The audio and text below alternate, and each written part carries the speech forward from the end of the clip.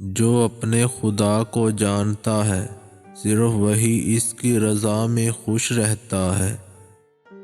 عمل بھی اللہ تعالیٰ کی طرف سے دی گئی توفیق ہے، یعنی کہ یہ بھی اللہ کی عطا ہے۔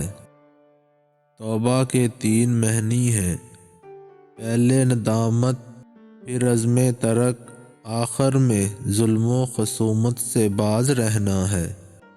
جب دل اللہ تعالیٰ کے خوف سے خالی ہو جائے تو وہ ایمان سے خالی ہو جاتا ہے۔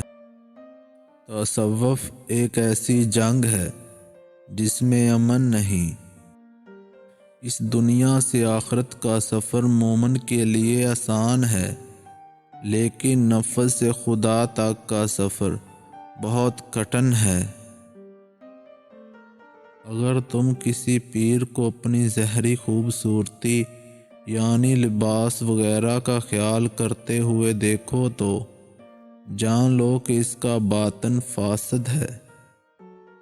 فرشتے پاک ہوتے ہیں، وہ پاک جگہ کو پسند کرتے ہیں۔